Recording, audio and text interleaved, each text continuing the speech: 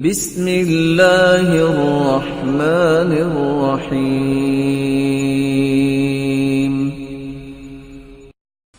حضرت عبداللہ ابن عمرو ابن العاص رضی اللہ تعالیٰ عنہما کے بارے میں آپ حضرات جانتے ہیں کہ بڑے اونچے مقام و مرتبہ کے صحابی ہیں، نبی علیہ السلام کی حدیثیں لکھنے والے، بلکہ سب سے زیادہ روایات آج دنیا میں جس سے منقول ہیں وہ حضرت ابو ہریرہ رضی اللہ تعالیٰ عنہ ہیں۔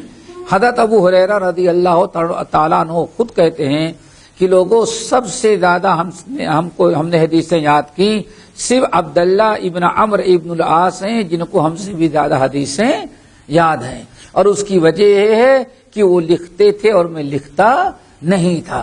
ذرا سوچیں کتنے پائے کے صحابی ہیں۔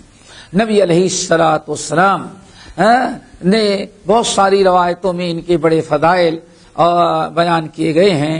بہرحال یہ صحابی رسول کہتے ہیں نبی علیہ السلام کے ساتھ مجلس میں ہم لوگ بیٹھے ہوئے تھے، آپ نے ارشاد فرمایا کیف انتکم اذا ابقیت فی حثالۃ من حثالۃ الناس او کما قال علیہ السلام۔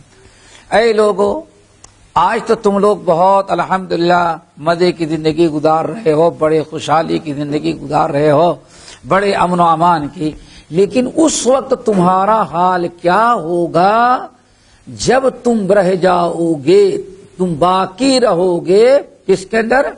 حثالۃ من الناس کے اندر۔ حثالہ ہا فا اور الف لام اور تائے مربوط، حثالۃ۔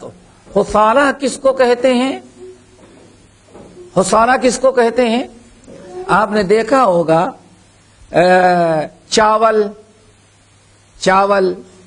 گندم، جو، یہ ساری چیزیں جو ہیں ان کو اگر پیسا جاتا ہے، ان کا آٹا بنایا جائے تو ان کے ساتھ ان کا چھلکا بھی کیا ہوتا ہے؟ وہ پس جاتا ہے، اور بعد میں اس کو چھلنی سے چھان کر کے بھوسے کو الگ کرتے تو اس کو اسی کو عربی زبان میں حثالہ، اور اسی کو ہمارے عربی زبان میں بھوسی، کیا کہتے ہیں؟ بھوسی، بیکار چیز۔ اشارہ آپ نے کیا کیا؟ جیسے آٹا نکال لیا گیا، بھوسی ڈال دی گئی، ایسے ہی اچھے لوگ اٹھ جائیں گے، بیکار لوگ رہ جائیں گے۔